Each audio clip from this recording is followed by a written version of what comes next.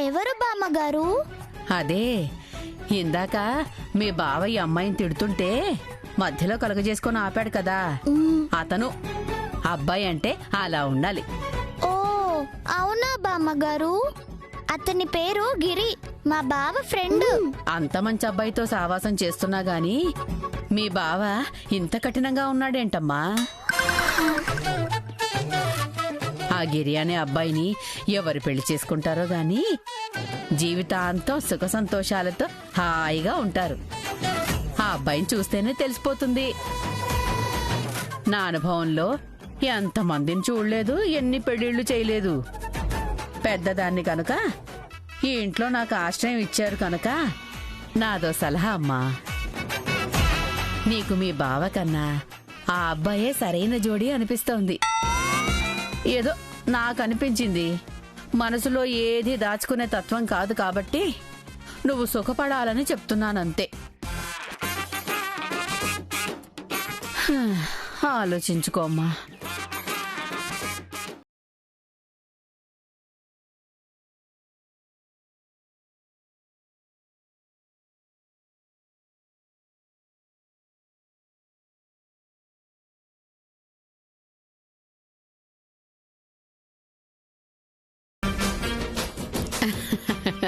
జయమ్మా, వెళ్ళిన పని ఏమైంది? ఈ జయమ్మ వెళ్ళిన తర్వాత తిరిగే ఉంటుంది భాను. ఆ పిల్లని ఎలా ట్యూన్ చేయాలో అలా ట్యూన్ చేశాను. తను ఆలోచనలో పడింది. ఆ ఆలోచనలు గిరి మీద దృష్టి పడేలా రేకెత్తిస్తాయి. ఆ దృష్టి ఇష్టంగా మారుతుంది. ఆ ఇష్టం ప్రేమగా మారి పువ్వులా వికసిస్తుంది. ఇటు పక్క కూడా గిరి ఆల్మోస్ట్ పడిపోయాడు జయమ్మా. మన ప్లాన్ సక్సెస్ అయినట్టే.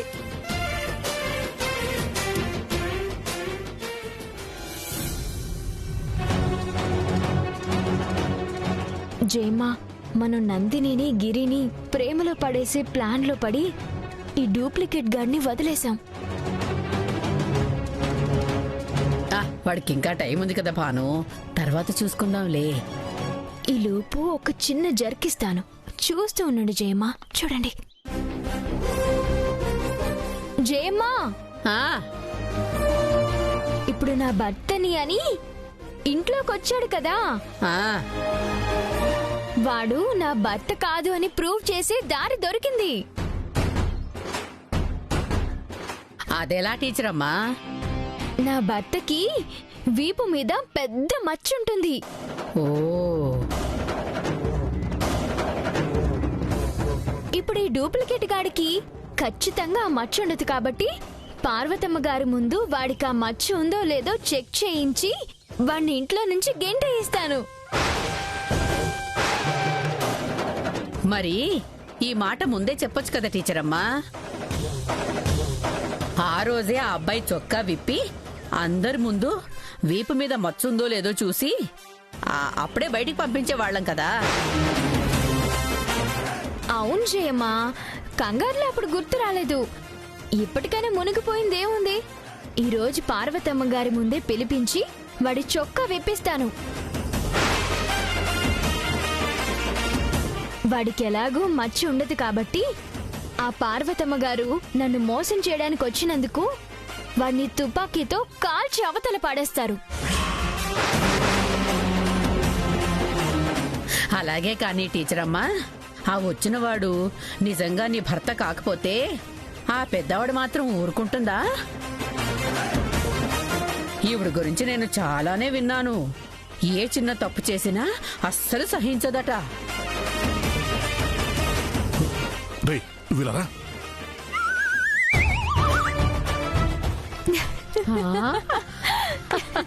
జయమ్మా, ఎలా ఇచ్చాను? ఇప్పుడు ఆ వెంకటరత్నం ఈ డూప్లికేట్ గడికి ఖచ్చితంగా వీపు మీద వాత పెడతాడు. ఏమైంది? అత్త కోడళ్ళు ఎదురు తెగ నవ్వుకుంటున్నారు. ఏమీ లేదు నాన్న. భాను భర్తనని ఒక డూప్లికేట్ గాడు వచ్చాడు కదా, వాడికి భాను ఒక చిన్న జర్కిచ్చింది. భాను భర్త వీపు మీద ఒక చిన్న మచ్చుంటుందని చెప్పగానే ఆ వెంకటరత్నం వాడి వీపు మీద వాత పెట్టడానికి లాక్కెళ్ళాడు.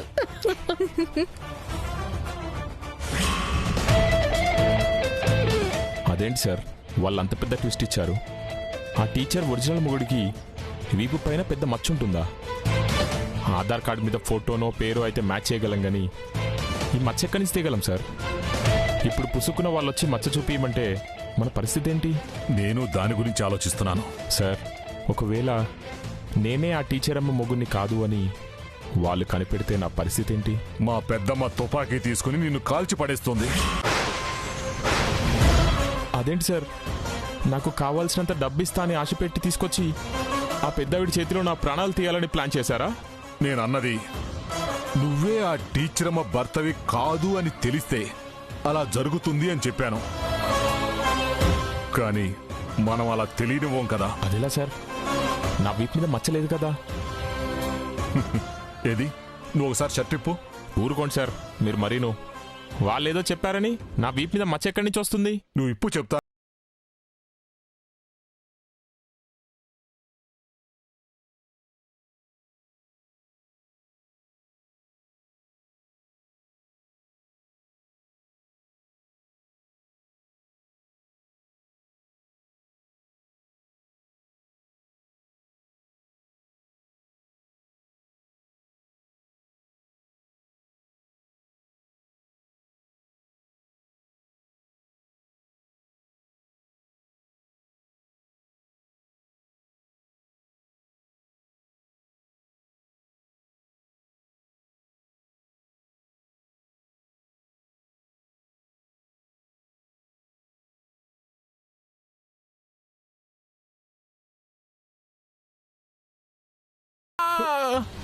అరవకరా, చెప్తానా ఎలా అరిస్తే వాళ్ళు వచ్చి చూస్తారు. అబ్బా, ఇదేంటి సార్, ఇంకు రాస్తా అని చెప్పి వాత పెట్టారు. రేయ్, ఇంకు రాస్తే పర్మనెంట్ గా ఉండదురా, అందుకే ఇలా వాత పెట్టాను. ఎంత నొప్పిగా ఉందో వాత పెట్టే వాళ్ళకి ఏం తెలుస్తుంది సార్? వాత పెట్టించుకునే వాళ్ళకి తెలుస్తుంది నొప్పి. పైగా అరవకు అంటారా? మీరు ఇలా చేస్తారనుకోలేదు సార్. రేయ్, నువ్వు ఆ టీచరమ్మ భర్తవి కాదు అని తెలిస్తే ఏం జరిగిద్దో చెప్పాను కదా. చెప్పారులేండి, ఆ పెద్దావిడ నా ప్రాణాలు తీస్తుందని కదా. అలా జరగకుండా ఉండాలి అంటే ఇప్పుడు నువ్వు ఈ నొప్పి భరించక తప్పదు. ఈ ఒక్కసారికి ఈ నొప్పి భరించరా, ఆ తర్వాత జీవితాంతం నువ్వు సుఖంగా బతకొచ్చు. ఏం సుఖమో ఏంటో, బంగారం లాంటి వీపు మీద వాత పెట్టారు. ఒరేయ్, కాస్త ఓర్చుకోరా. నొప్పి ఎలాగూ ఎక్కువ రోజులుండదు, ఆ తర్వాత అన్నీ మంచి రోజులే. ముందా చొక్కా వేసుకో.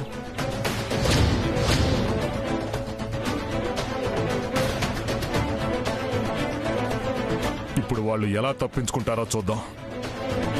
ఇక నువ్వు ఆ టీచరమ్మ భర్త కాదు అనడానికి వాళ్ళ దగ్గర ఎలాంటి ఆధారమూ లేదు. ఆ రఘురామ్ గాడు నిజం ఒప్పుకునే టైం దగ్గర పడింది. ఈ పాటికి వాడి వీపు మీద వెంకటరత్నం మచ్చ పెట్టే ఉంటాడు. అవును జయమ్మా.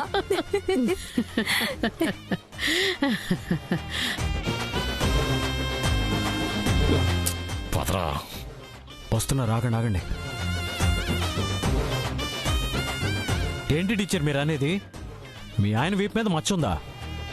మరి ఆ రోజే చెప్పుంటే ఆ మచ్చ ఉందో లేదో చూసి కన్ఫర్మ్ చేసేవాళ్ళం కదా. ఇక్కడే నిలబడ్డావిట్రా, పద. ఏంట్రా రఘు, ఏదో మచ్చ అంటున్నావేంటి? బాబు, ఇతను టీచరమ్మ భర్తో కాదో తేల్చడానికి టీచరమ్మ వాళ్ళ ఆయనకి ఒక గుర్తుంటుంది అంటుంది. ఏం గుర్తు?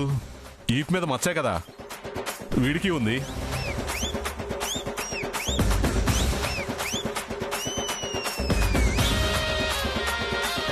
అది మీకెలా తెలుసండి? ఇందాక మే ఇద్దరం సరదాగా పొలానికి వెళ్ళాం. ఇన్నాళ్ళు ఈ అబ్బాయి దుబాయ్లో ఉన్నాడంట కదా. అలా మన బావి చూడగానే ఈత కొడతాను అంటేను ఇద్దరం కాసేపు బావిలో ఈత కొట్టాములే. అప్పుడు చూశానులే. అంటే ఈ అబ్బాయికి వీపు మీద మచ్చుందంటారా? ఉంది, కావాలంటే మీరే చూడండి. రేయ్, చూపించరా.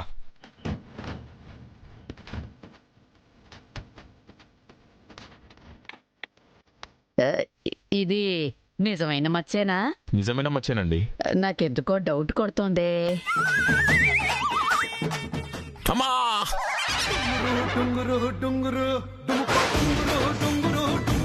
అదేంటి బాబు, మచ్చ ముట్టుకుంటేనే అంతలా అరిచావు? నాకు మచ్చను ముట్టుకుంటే చనిపోయిన మా అమ్మ గుర్తొస్తుందండి. ఇంకా మీ అనుమానాలు తీరాయా? ఇతనే టీచర్ అమ్మ భర్త అని కన్ఫర్మ్. ఏమిటి టీచర్ అమ్మా ఇంకా డౌట్ గా చూస్తున్నావు? మీ ఆయన అని చెప్పడానికి ఇంకా ఏమైనా గుర్తులున్నాయా? అదే గుర్తు చేసుకుంటున్నానండి. అయ్యో, ఇప్పుడు ఇది ఇంకా ఏం గుర్తు చేస్తుందో. వీడు నన్ను తీసుకొని వెళ్ళి ఎక్కడ వాత పెడతాడో ఏమో. ఇంకా గుర్తులేంటి? రేపే కదా మీ ప్రయాణం. రేపు ఇంటికి వెళ్ళాక ఎక్కడ ఏమేం గుర్తులు ఉన్నాయో అప్పుడు తీరిగ్గా చూసుకోండి. నువ్వు రావాయా? ఓ, దా.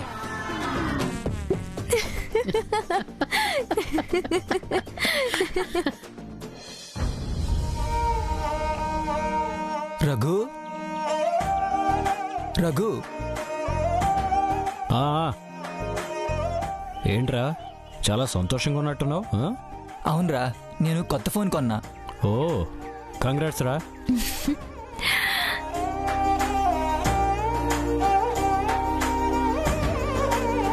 ఏమండి, నందిని వస్తుంది.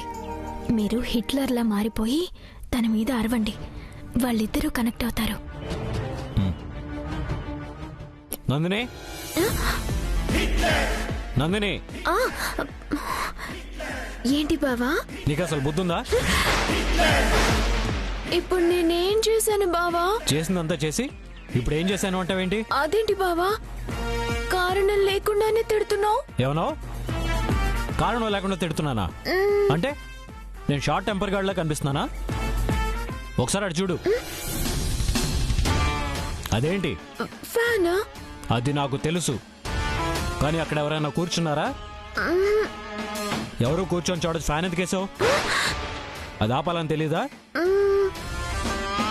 దేని మీద ధ్యాస ఉండదు, ఏది జ్ఞాపకం ఉండదు. అసలు నిన్ను రే ఆగరా. అలా అయిందానికి కాందానికి నందిని నా అంతలా తిడతావేంట్రా? ఫ్యాన్ తిరిగితే బేరింగ్ పాడవుతుందని, బల్బ్ వెలిగితే అది మాడిపోతుందని, పవర్ ఖర్చు అవుతుందని ఆలోచిస్తున్నావే గాని నువ్వు ఇంతలా తిడితే ఆ అమ్మాయి మనసు ఎంత బాధపడుతుందో ఆలోచించావా?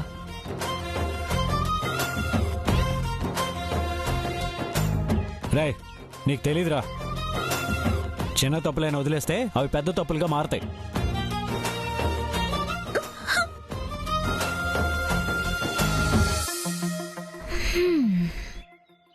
జయమ్మా, మన ప్లాన్ సక్సెస్.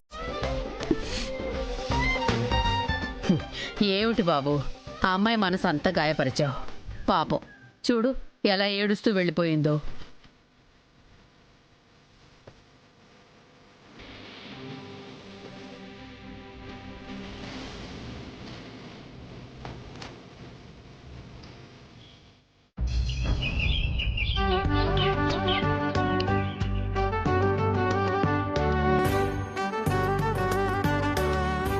భానుప్రియ, భానుప్రియ, ఎక్కడున్నావే?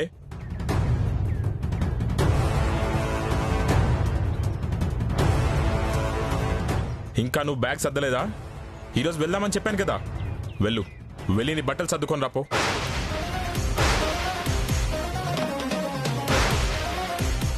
అయ్యో, అదేమిటి బాబు, ఇవాళ ఇంట్లో ఎంగేజ్మెంట్ అన్నారు. ఉన్న పళంగా మీరు అమ్మాయిని రమ్మంటున్నారు.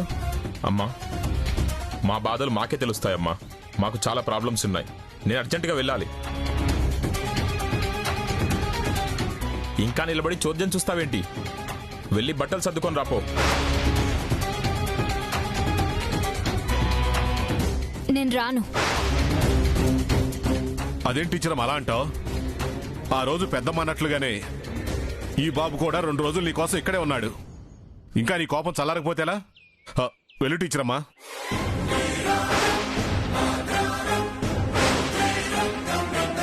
చూడు భానుప్రియ, నేనింత బతిమిలాడుతున్నా నువ్వు ఇంకా బెట్టు చేయడం కరెక్ట్ కాదు. నువ్వు వస్తావా లేదా నన్ను వెళ్ళిపోమంటావా? ఏంటి బెదిరిస్తున్నావా? వెళ్ళిపో. టీచర్ అమ్మా, అలా మాట్లాడకూడదు. అబ్బాయికి ఏదో అర్జెంట్ పనుందంటున్నాడు కదా. పెళ్లి డేట్ ఫిక్స్ అయ్యాక నేనే కబురు పెడతాను. పెళ్లికొద్దుగానిలే పంతులమ్మా, అబ్బాయితో పాటు వెళ్ళు. మీ మధ్య ఈ గొడవలు ఎందుకు చెప్పు. వెళ్ళు టీచరమ్మా, వెళ్ళు. వెళ్ళి లగేజ్ తెచ్చుకోపో.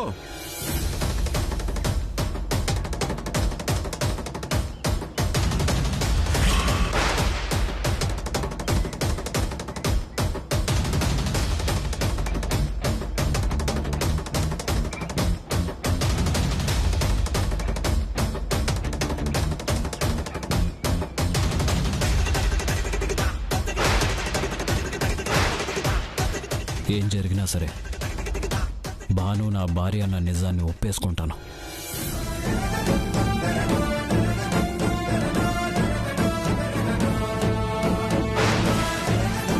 పద.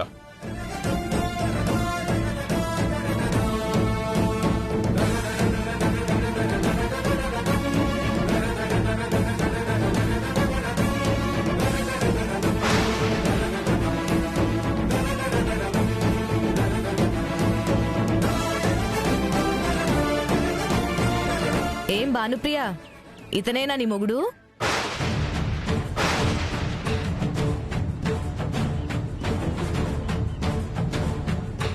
ఈ కొత్త క్యారెక్టర్ ఎవరు?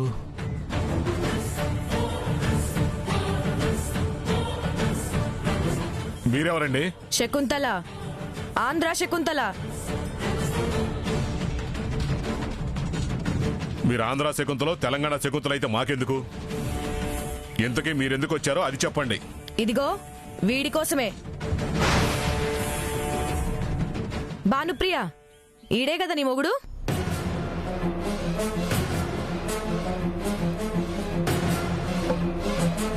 ఎన్నాళ్లకు దొరికావురా? ఇదవత్తి, ఎప్పుడైనా దీని మెడలో చైన్ లాక్కుని వెళ్ళిపోయానా ఏంటి? అలా లాక్కుపోతే మొహం గుర్తుండాలే. దీని మొహం ఎప్పుడు ఎక్కడ చూసినట్లేదు. మళ్ళీ దొరికావంటుంది. ఎవరబ్బా? ఏంట్రా, నోట్లో నుంచి మాట పెగలట్లేదేంటి? తీ, నా 50 లక్షలు నాకీ.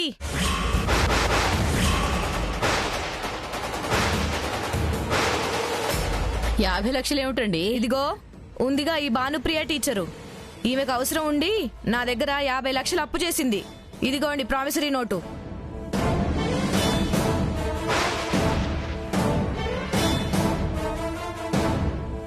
ఎప్పుడు అడిగినా గానీ నా భర్త దుబాయ్లో ఉన్నాడు, రాగానే ఇస్తాను అని ఇన్ని రోజులు నెట్టుకొచ్చింది. తీరా ఇప్పుడు వచ్చాడు. అందుకనే నా డబ్బులు నేను వసూలు చేసుకుంటున్నాను. తేరా, తే, నా 50 లక్షలు తే, నాకివ్వు.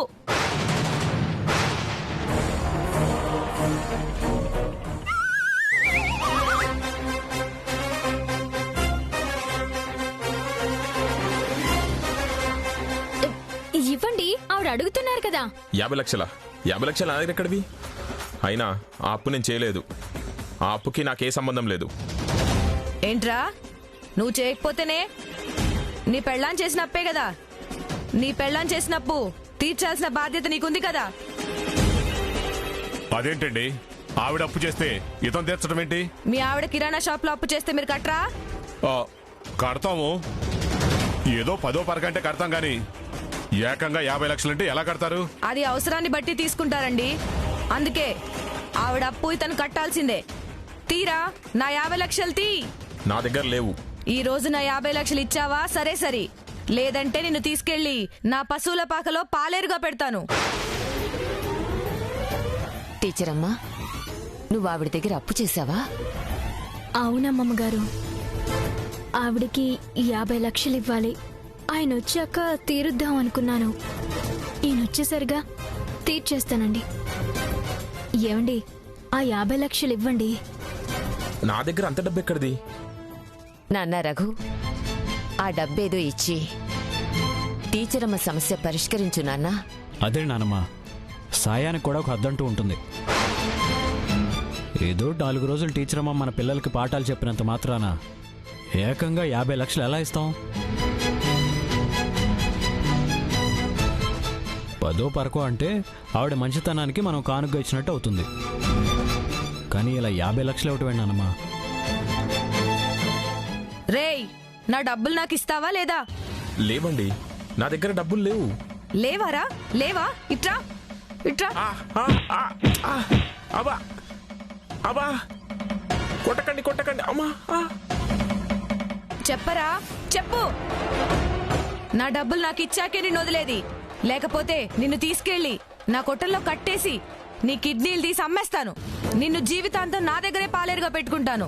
చెప్పు, ఇస్తావా ఇవ్వా? చెప్పు చెప్పు చెప్పు. ఆపండి అసలు ఇది నా పిల్లమే కాదు.